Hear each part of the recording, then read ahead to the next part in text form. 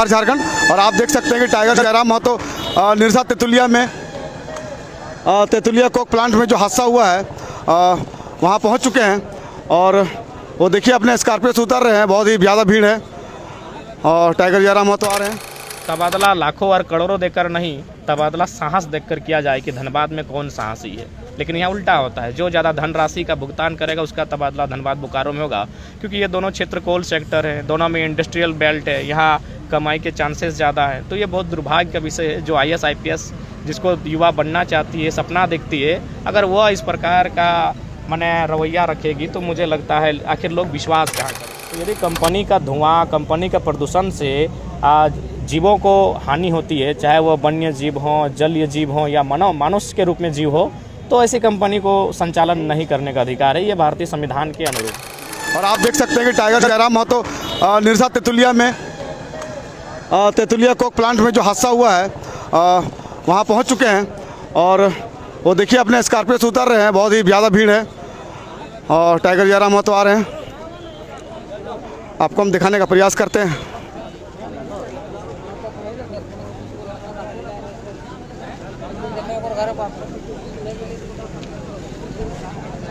Tiger पहुंच चुके हैं।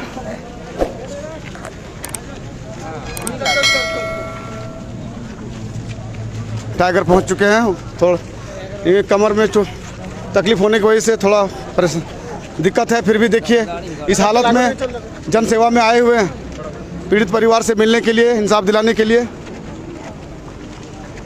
और आराम से थोड़ा कुछ दर थोड़ा जगह दीजिए। टाइगर को तकलीफ हो रही है, फिर भी जनता के बीच में रहते हैं, इनके पीड़ा को हमें समझना होगा, इन्हें हमें समझना होगा। साइड हो जी, साइड आओ इधर।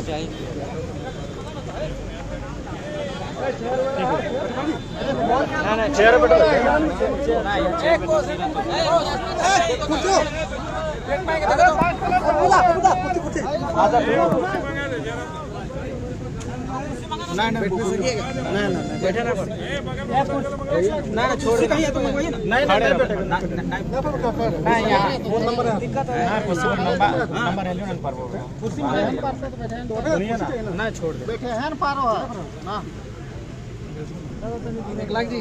कुर्सी हो पाएगा।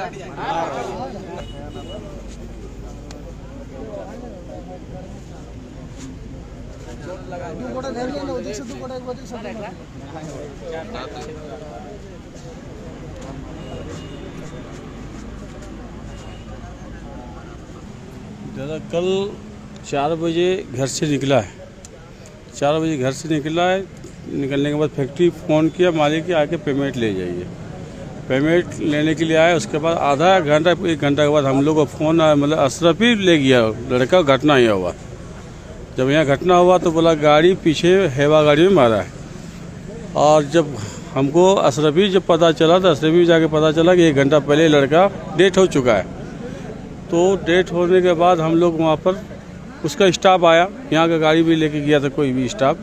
ले जाने के बाद हम लोग देखे तो डॉक्टर से हम लोग डायरेक्ट बात किए तो डॉक्टर बोला 1 घंटा 1.5 घंटा पहले ही लड़का डेथ है। दूसरी बात उसका बॉडी में कहीं दाग नहीं है, बॉडी में कहीं दाग नहीं है। अब बोलता है हेवा चढ़ जाएगा तो पंजरा टूट जाएगा, कुछ भी हो जाएगा, इतना बॉडी ख़त्म हो जाएगा।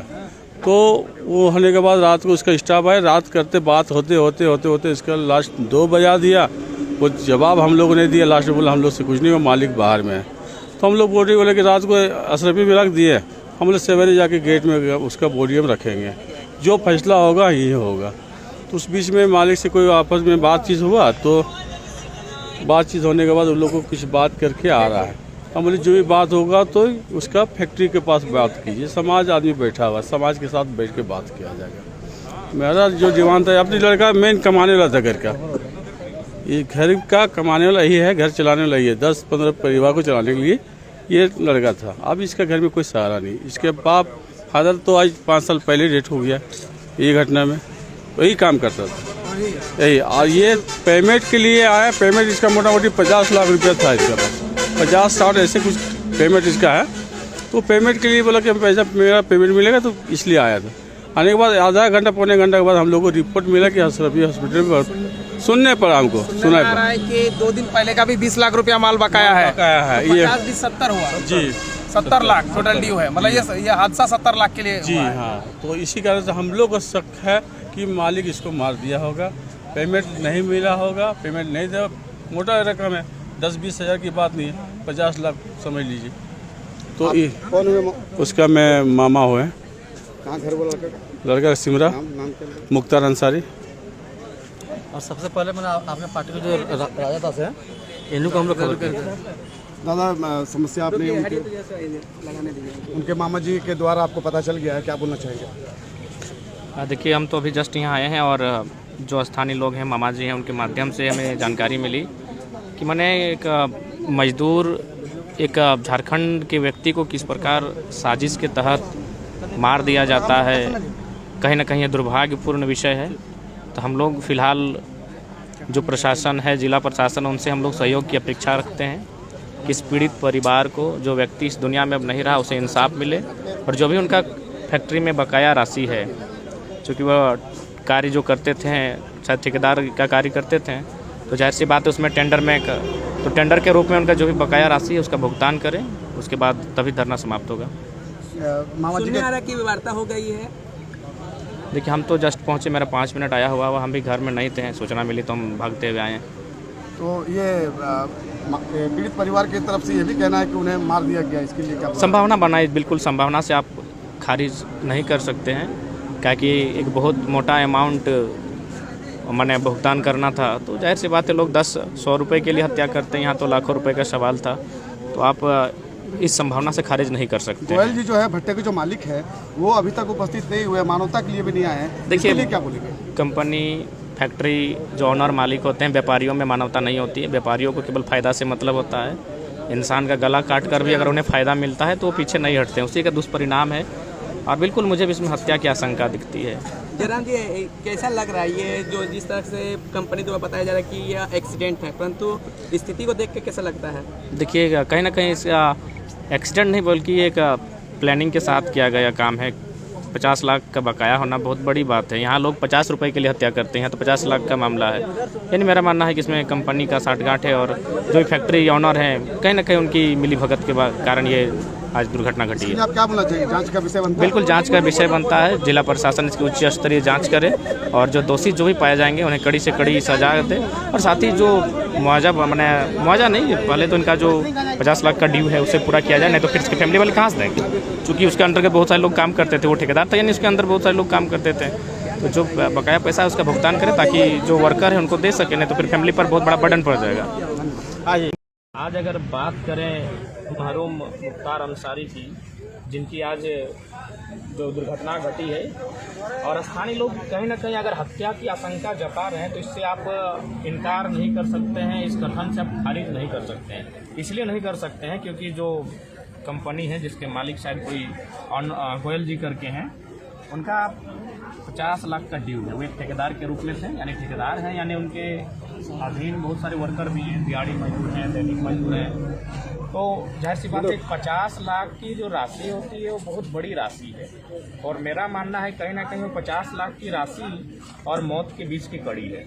इसलिए अगर मैं अपील करना चाहूँगा लोकतंत्र के चौथे स्तंभ के माध्यम से जिला प्रशासन से अपील करना चाहूँगा कि इस घटना की एक स्पष्ट जांच हो और इसमें जो भी दोषी पाए जाते हैं उनको कड़ी सज़ा का प्रावधान करें। और साथ ही मैं ये कहना चाहूँगा कि जो भी प्रबंधन है, इसमें जो उनका बकाया है 50 लाख का या फिर 50 लाख से प्लस हो चुका है, वह ड्यूज भुगतान करें। इसलिए क्योंकि उनके 3 छोटे छोटे बच्चे हैं, पत्नी है, एक बूढ़ी माँ है। यदि मान के चलिए इतनी बड़ी राशि का भुगतान नहीं करते हैं तो उनकी फैमिली पर बर्डन आएगा, उनकी फैमिली को ताना सुनना पड़ेगा, क्योंकि एक ठेकेदार के रूप में थे, बहुत सारे वर्कर्स का पेमेंट उनके पास ड्यूज होगा, तभी तो 50 लाख की राशि है। तो मेरे हिसाब से जो उनका ड्यूज पेमेंट है वो भुगतान होना चाहिए।